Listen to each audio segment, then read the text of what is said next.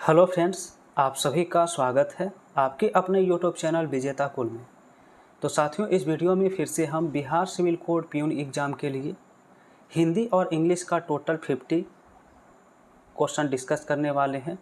और ये फ्रेंड्स आपके प्रीवियस ईयर के क्वेश्चन के आधार पर लेटेस्ट क्वेश्चन आपको मिलने वाला है। तो इसलिए शुरू से अंत तक इस वीडियो में बने रहना है। और टोटल कितना 50 में से आप लोग सही कर रहे हैं तो कमेंट में ज़रूर बताइए। आइए शुरू करते हैं आज के वीडियो की पहला प्रश्न।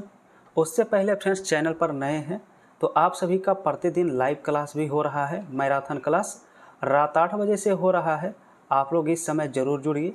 और फ्रेंड्स, जहां तक एग्ज़ाम की आप लोगों का बार बार कमेंट आता है कि इसका एग्ज़ाम कब तक होगा, तो फ्रेंड्स जैसा संभावित लग रहा है कि आपका अब एग्ज़ाम जो है अगस्त सितंबर तक आपका होने का संभावना है। ठीक है, तो इसलिए आप लोग तैयारी बिल्कुल जारी रखें। एग्ज़ाम बहुत ही जल्द आपका हो सकता है।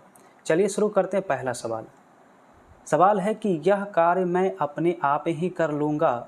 इस वाक्य में रेखांकित शब्द आप किस प्रकार का सर्वनाम है? तो हमने कई बार डिस्कस किया है कि जहाँ पर स्वयं या अपने आप का बोध होता है तो वहाँ पर निजवाचक सर्वनाम होता है। राइट आंसर इसका सी होगा। ठीक है। दूसरा क्वेश्चन लिखा है, जैसा देश वैसा भेष। इस वाक्य में कौन सा सर्वनाम भेद इसमें प्रयुक्त हुआ है? तो यहाँ पर कुछ वर्ड आपको याद रखना है। जैसा वैसा, ठीक है, जैसा वैसा अगर आता है तो ये संबंध को दर्शाता है, अर्थात इसका संबंधवाचक सर्वनाम राइट आंसर होगा। क्वेश्चन 3 है। 3 में लिखा है कि भूगोल और कृपा शब्दों से बनने वाले शुद्ध विशेषण रूप का सही जोड़ा निम्न में से कौन है? यानी कि भूगोल और कृपा से बनने वाले विशेषण देखना है। तो भूगोल का भौगोलिक होता है और कृपा का कृपालु होता है। राइट आंसर इस सवाल का सी होगा। चलिए क्वेश्चन नंबर 4 है। लिखा है, निम्न में से किस विकल्प में संज्ञा शब्द से बना हुआ विशेषण नहीं है? संज्ञा से बना हुआ विशेषण इनमें कौन नहीं है? तो फ्रेंड्स, रसीला जो है वो रस से बना हुआ है, ये संज्ञा से बना हुआ विशेषण बिल्कुल है। व्यक्तिक जो है ये व्यक्ति से बना हुआ है और व्यक्ति एक संज्ञा है। लेकिन पढ़ाकू जो है ये संज्ञा से नहीं बना है, क्योंकि पढ़ाकू पढ़ना से बना हुआ है। पढ़ना एक क्रिया है, अर्थात यहाँ पर राइट आंसर इसका सी ऑप्शन हो जाएगा। ये क्रिया से बना हुआ है। ठीक है। क्वेश्चन 5 है। लिखा, निम्न में से तद्भव और देशज शब्दों के जोड़े की पहचान करिए। तद्भव शब्द और देशज शब्द की पहचान करें। तो यहाँ पर फ्रेंड्स घी जो लिखा गया है वो तद्भव शब्द होगा, क्योंकि घी का तत्सम रूप घृत होता है। और तसला जो लिखा गया है ये देशज शब्द होगा। तो राइट आंसर इस सवाल का बी ऑप्शन है। क्वेश्चन नेक्स्ट है 6 नंबर में। लिखा है, जलज। जलज का मतलब होता है जल में जन्म लेने वाला, अर्थात कमल होता है। और राजपुत्र शब्द व्युत्पत्ति के आधार पर क्रमशः किस श्रेणी में आते हैं? ठीक है, तो याद रखेंगे कि जलज जो होता है ये योगरूढ़ होता है। जलज योगरूढ़ होता है। और इसके बाद राजपुत्र जो है ये यौगिक शब्द हैं। तो ऑप्शन ए हो जाएगा राइट आंसर। अब यहाँ पर 7 से 10 तक का निर्देश दिया है। लिखा है, निम्नलिखित समूह के लिए एक शब्द बताइए। तो 7 नंबर प्रश्न है। लिखा है, जो प्रमाण से सिद्ध ना हो सके इसके लिए एक शब्द बताइए। तो 7 का ऑप्शन बी हो जाएगा। इसे हम अप्रमेय कहते हैं। क्वेश्चन 8 है। लिखा है, वह अतिथि जिसका सत्कार न किया गया हो अथवा जो बिना निमंत्रण के आया हो, इसके लिए शब्द क्या होगा? तो इसके लिए प्रयुक्त होता है अनाहूत, ए ऑप्शन। नेक्स्ट क्वेश्चन 9 है। 9 में लिखा है कि जो कम खर्च करता हो और जो माप तोल कर बोलता हो, इन दोनों के लिए सही शब्द बताइए क्या होगा? तो कम खर्च करने वाला को मितव्ययी कहते हैं, जबकि नाप तोल कर बोलने वाला को मितभाषी कहते हैं। तो ऑप्शन इसके लिए सी होगा। अब अगला सवाल 10 है। लिखा है जिसके मन में ममता नहीं है, इसके लिए शब्द बताइए। जिसके मन में ममता नहीं है उसे हम निर्मम कहते हैं। कई बार ये एग्जाम में आया है। बी ऑप्शन राइट होगा। क्वेश्चन 11 है, लिखा है निम्न में से महान और सच्चरित्र के शुद्ध स्त्रीलिंग रूप का सही जोड़ा बताइए। तो महान का और सच्चरित्र का स्त्रीलिंग रूप क्या होगा? तो इसका ऑप्शन बी होगा, महती और सच्चरित्रा।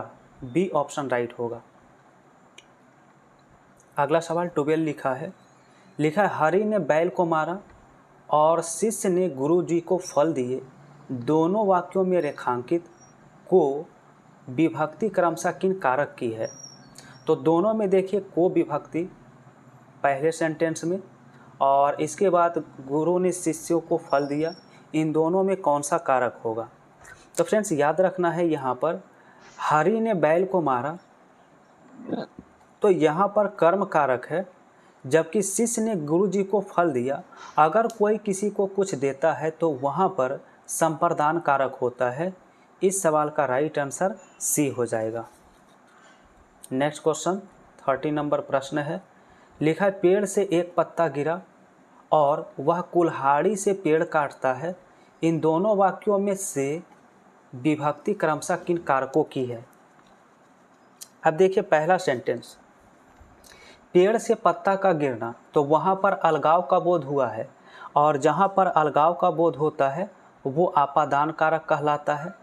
जबकि दूसरे सेंटेंस में है कि वह कुल्हाड़ी से पेड़ काटता है, तो पेड़ काटने का काम कुल्हाड़ी से किया गया। जब किसी काम को हम किसी औजार की सहायता से करते हैं तो वहाँ पर करण कारक होता है। राइट आंसर इस सवाल का बी ऑप्शन होगा। अब अगला सवाल देखिए 14 और 15 के लिए रिक्त स्थान की पूर्ति करने वाला प्रश्न है। तो 14 नंबर प्रश्न पढ़िए। लिखा कोणार्क का सूर्य मंदिर मध्यकालीन भारतीय और कलात्मक वैभव का एक अनूठा संगम है, इनमें से सही ऑप्शन कौन सा होगा? तो देखिए यहाँ पर जो प्राचीन मंदिर स्मारक जो भी होते हैं तो उसकी जो निर्माण कला होती है, इसके लिए हम स्थापत्य कला, सही शब्द यहाँ पर होगा कि स्थापत्य कला और कलात्मक वैभव का एक अनूठा संगम है। नेक्स्ट 15 नंबर है, सवाल में है कि विपरीत परिस्थितियों में भी अपने पथ से विचलित न होने वाले महापुरुषों ने इतिहास में अपना नाम किया है। तो 15 के लिए सबसे सटीक ऑप्शन यहाँ पर कौन सा होगा? सबसे सटीक ऑप्शन ए करना होगा, अपना नाम अक्षुण्ण किया है। हालांकि ऑप्शन सी अमर भी यहाँ पर हो सकता है, लेकिन सबसे पहले अक्षुण्ण यहाँ पर है। अगर अक्षुण्ण नहीं होता तो सी ऑप्शन कर सकते थे। राइट आंसर इसका ए होगा। अब अगला सवाल 16 और 17 के लिए है, जहाँ पर शुद्ध वर्तनी वाले शब्द बताना है। तो शुद्ध वर्तनी वाले शब्द पहचानिए। 16 नंबर प्रश्न में प्रज्वलित लिखना किस ऑप्शन में सही है? तो प्रज्वलित लिखना ए ऑप्शन में ही सही है। इसके बाद 17 में योगी राज का शुद्ध वर्तनी पूछा है। तो योगी राज का फ्रेंड्स बी ऑप्शन में लिखना बिल्कुल राइट होगा। अब 19 और 20 के लिए जो प्रश्न है, इसमें संधि विच्छेद वाला प्रश्न पूछा है। तो देखिए 18 नंबर क्वेश्चन, सवाल में है महर्षि और उत्मर्ण के संधि विच्छेद क्रमशः क्या होंगे? दो शब्द हैं, महर्षि और उत्मर्ण लिखा गया है। तो इसका राइट आंसर ए हो जाएगा, महाजोड़ ऋषि और उत्तम प्लस ऋण। ए ऑप्शन क्या हो जाएगा? Right answer. क्वेश्चन 19 है, इसमें न्यून और अन्वय शब्दों का संधि विच्छेद पूछा है। न्यून और अन्वय, तो 19 का राइट आंसर बी हो जाएगा, नी जोड़ उन तथा अनु जोड़ ए। अब 20 और 21 के लिए समास वाला सवाल है, समास बताना होगा।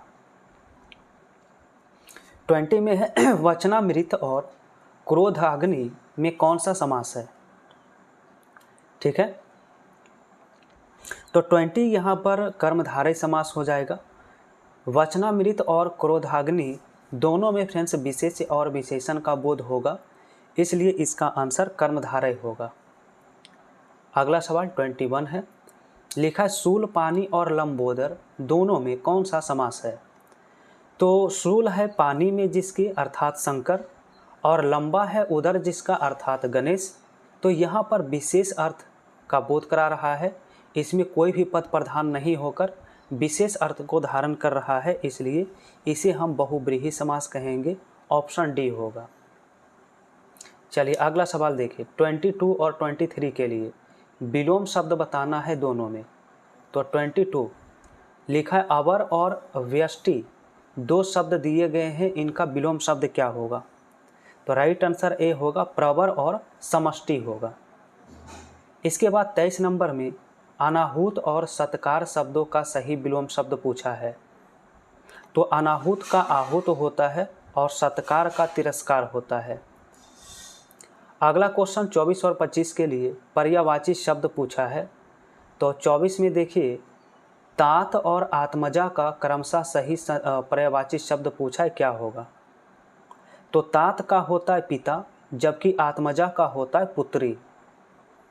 क्वेश्चन 25 है, लिखा है हुतासन और मारुत क्रमशः किसके पर्यायवाची होंगे? हमने कई बार बताया हुतासन जो होता है अग्नि का और मारुत वायु का पर्यायवाची होता है। नेक्स्ट 26 और 27 के लिए निर्देश है कि निम्नलिखित शब्दों में प्रयुक्त उपसर्ग का चयन दिए गए विकल्प से कीजिए, यानी दोनों में उपसर्ग बताना है। तो 26 में है संन्यास और संगम, दोनों शब्दों में किस उपसर्ग का प्रयोग हुआ है? तो यहाँ पर संन्यास और संगम दोनों में 26 का राइट आंसर सी करना होगा, सम। दोनों में सम उपसर्ग का प्रयोग यहाँ पर हुआ है, तो मूल शब्द से पहले यहाँ पर सम जोड़ना होगा। इसके बाद नेक्स्ट क्वेश्चन 27, जिसमें अन्वित और अंतर्राष्ट्रीय शब्द में क्रमशः उपसर्ग पूछा है। तो इन दोनों में उपसर्ग के रूप में अनु और अंतर, अन्वित में अनु उपसर्ग जबकि अंतर्राष्ट्रीय में अंतर उपसर्ग प्रयोग हुआ है। सी ऑप्शन राइट होगा। नेक्स्ट 28 और 29 के लिए निर्देश है कि निम्नलिखित शब्दों में प्रयुक्त प्रत्यय का चयन करें। अब इस बार प्रत्यय बताना होगा जो मूल शब्द के अंत में जुड़कर शब्दों के अर्थ में परिवर्तन लाते हैं।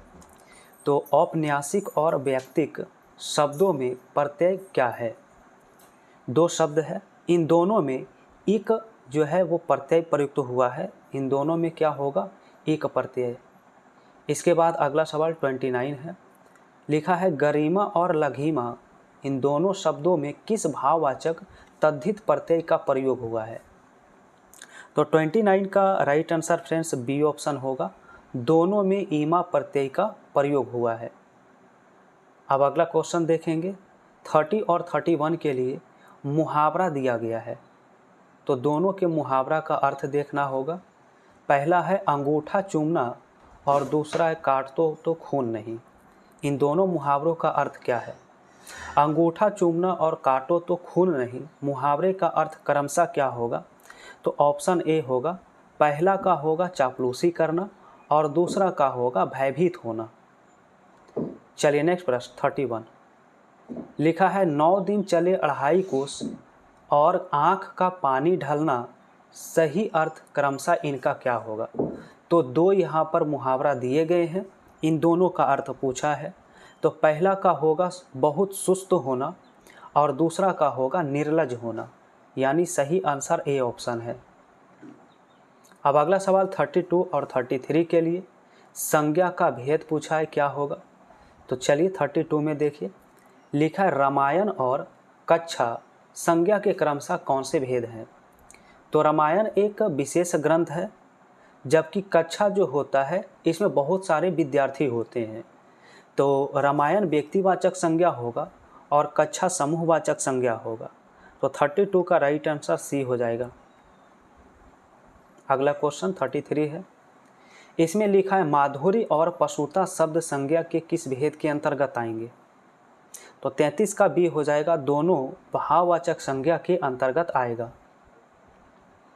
अब यहाँ पर 34 और 35 के लिए त्रुटि वाला प्रश्न है, त्रुटि देखना किस पार्ट में होगा, ठीक है। तो 34 में लिखा है महात्मा गांधी उच्च कोटि के राजनीतिक और गुणी थे, कोई त्रुटि नहीं। तो फ्रेंड्स थोड़ा सा ध्यान देना होगा, राजनीतिक एक संज्ञा है, राजनीतिक एक क्या है, संज्ञा है। तो गुणी यहाँ पर विशेषण के रूप में प्रयुक्त हुआ है, जो गलत है। हमें यहाँ पर संज्ञा रूप इसका लिखना होगा गुणवान, क्योंकि और के साथ जो होता है दोनों एक जैसे शब्द होने चाहिए। तो गुणी के हटाकर हमें गुणवान लिखना होगा संज्ञा के रूप में। तो इसका सी ऑप्शन में एरर है, अर्थात इसका सी ऑप्शन राइट होगा। इसके बाद 35 यहाँ पर है, यद्यपि वह अस्वस्थ था परंतु वह परीक्षा में सम्मिलित हुआ, कोई त्रुटि नहीं। तो यहाँ पर देखिए कुछ शब्द ऐसे होते हैं जो पेयर के रूप में आते हैं। जैसे यद्यपि आया है तो इसके साथ तथापि आता है। यद्यपि के साथ हमेशा क्या यूज करते हैं, तथापि यूज करते हैं। तो परंतु लिखना गलत होगा यहाँ पर, अर्थात पार्ट सी में एरर है इस सवाल का, ऑप्शन सी हो जाएगा। ठीक है, अगला क्वेश्चन। अब फ्रेंड्स इंग्लिश का 15 क्वेश्चन होगा। तो 36 से 40 तक का प्रश्न जो है वो फिल इन द ब्लैंक्स वाला सवाल है, यानी फिलर्स पूरा करना है। देखिएगा 36 में है, लिखा है the loss of his job was partially by the inheritance he received. अब यहाँ पर कौन सा विकल्प सही होगा? तो देखिए एक आप याद रखेंगे कि कॉम्पेंसेट के साथ जो प्रीपोजिशन आता है वो 4 आता है। तो कॉम्पेंसेट 4 हो जाएगा, बी ऑप्शन इसके लिए राइट होगा। 37 लिखा है she is completely unaccustomed to in such a chaotic environment. तो इसके लिए कौन सा विकल्प सही होगा? तो फ्रेंड्स देखिए यहाँ पर अनएक्स्टम्ड जो लिखा गया है, अनएक्स्टम्ड टू, तो इसके बाद हमेशा V4 का यूज किया जाता है। वर्ब का चौथा रूप आएगा। तो देखिए चौथा रूप किस ऑप्शन में है? तो बी ऑप्शन में है, वर्किंग। तो हमेशा यहाँ पर V4 यूज होगा। क्वेश्चन 38 है, लिखा है scarcely had the teacher entered the classroom the student stood. तो इसके फिलर्स में क्या आएंगे? तो देखिए याद रखना है कि हार्डली या स्कार्सली अगर आता हो तो वहाँ पर कंजंक्शन के रूप में वेन का यूज किया जाता है। किसका यूज करते हैं? वेन का यूज करते हैं। इसलिए 38 का राइट आंसर ऑप्शन बी होगा। 39 लिखा the committee turned a deaf ear all the grievances raised by the workers. तो यहाँ पर देखिए एक फ्रेज होता है, turn a deaf ear, two हो जाएगा। क्या हो जाएगा? यहाँ पर टू प्रीपोजिशन लगाना होगा। सी ऑप्शन इसके लिए राइट होगा। क्वेश्चन 40 है, लिखा है the peace talk were due to sudden outbreak of violence on the border. तो 40 के लिए सही ऑप्शन क्या हो जाएगा? यहाँ पर इसका अर्थ है कि शांति से जो बातें चल रही थी, अचानक वायलेंस होने के कारण आउटब्रेक हो गया। तो इसलिए यहाँ पर जल्दी वाले सेंस के लिए जो फ्रेजल वर्ब यूज करना है वो ऑप्शन ए होगा, ब्रोकन ऑफ। क्योंकि ब्रोकन ऑफ का मतलब होता है जल्दी बंद करना, इसका अर्थ होता है जल्दी बंद करना। तो इस भाव के आधार पर ए ऑप्शन राइट होगा। क्वेश्चन नंबर 41 से 45 तक करेक्टली स्पेल्ड वाला शब्द है। सही स्पेलिंग आप सभी को सेलेक्ट करना है 41 से। तो मेंटेनेंस का सही स्पेलिंग किस में है? मेंटेनेंस का सही स्पेलिंग ए ऑप्शन में लिखा गया है। 42 में फ्रेंड्स हरासमेंट है। तो सही से देखेंगे तो हरासमेंट का ए ऑप्शन में लिखा हुआ राइट आंसर होगा। 43 में मिलेनियम लिखा है। तो मिलेनियम का सही स्पेलिंग बी ऑप्शन में दिया गया। जबकि 44 में क्वेश्चनर जो यहाँ पर लिखा है स्पेलिंग के रूप में, तो इसका फ्रेंड्स ए ऑप्शन में राइट है। और 45 में अकरेंस लिखा है। तो अकरेंस जो है वो ए ऑप्शन में लिखा हुआ राइट है। तो ये था करेक्टली स्पेल्ड वाला प्रश्न। अब आप सभी का 46 से 47 तक इडियम्स का क्वेश्चन है। चलिए इडियम्स में देखिए क्या लिखा है। सवाल है to burn the midnight oil. इसका मतलब है कि देर रात तक कड़ी मेहनत करना। देर रात तक मेहनत करना, कड़ी मेहनत करना, इसका हिंदी अर्थ होगा। तो ऑप्शन बी हो जाएगा, टू वर्क और study late into the night. ठीक है, तो राइट आंसर बी होगा। इसके बाद 47 है, लिखा है अविड गुज चेस। अविड गुज चेस का मतलब होता है व्यर्थ का प्रयास करना, ठीक है, व्यर्थ का प्रयास करना जिसका कोई रिजल्ट नहीं निकले। तो 47 के लिए सी ऑप्शन हो जाएगा, a foolish and hopeless search, ठीक है। अब 48 और 49 के लिए फ्रेंड्स साइनोनिम बताना है, सिमिलर वर्ड बताना है। तो 48 में देखिए कॉन्साइज लिखा है, तो कॉन्साइज का यहाँ पर अर्थ जो होता है वो होता है संक्षिप्त करना या छोटा करना। तो इसके लिए एवरेज वर्ड का यूज करेंगे सिमिलर वर्ड में, एवरेज का भी सेम ही अर्थ होता है। नेक्स्ट 49 में रेलिंक्विश लिखा है, रेलिंक्विश का अर्थ होता है त्याग करना, और त्याग करना का सही स्पेलिंग फॉरसेक होगा, सी ऑप्शन। और आज का अंतिम प्रश्न 50 है, जहाँ पर एंटोनिम पूछा है, अपोजिट वर्ड पूछा है, और अपोजिट वर्ड बताना है मेलैंकोली का। तो मेलैंकोली का अर्थ यहाँ पर होता है उदास होना। क्या होता है? उदास होना होता है। तो इसका करेक्ट आंसर बी हो जाएगा, एक्जुब्रेंट, क्योंकि एक्जुब्रेंट का मतलब होता है ऊर्जावान या ऊर्जा से भरा हुआ। तो राइट जवाब ऑप्शन बी हो जाएगा, ठीक है। तो फ्रेंड्स ये था आप सभी का कंप्लीट प्रीवियस ईयर के आधार पर टोटल 50 हिंदी और इंग्लिश का क्वेश्चन। आप लोगों ने 50 में से कितना सही किया है कमेंट में ज़रूर बताइए, और वीडियो आप सभी को कैसा लगा ये भी कमेंट में लिखिए। वीडियो पसंद आया हो फ्रेंड्स तो लाइक ज़रूर कर दीजिए एक बार, और पहली बार जुड़े हैं तो चैनल को सब्सक्राइब करिए, क्योंकि यहाँ पर नियमित रूप से सिविल कोड के लिए तैयारी कराई जा रही है। साथ ही साथ लाइव मैराथन क्लास में अगर आप लोग अभी तक नहीं जुड़े हैं, रात 8 बजे ज़रूर जुड़िए, जहाँ पर बेहतरीन टोटल फुल मॉक टेस्ट हम लोग डिस्कस करते हैं।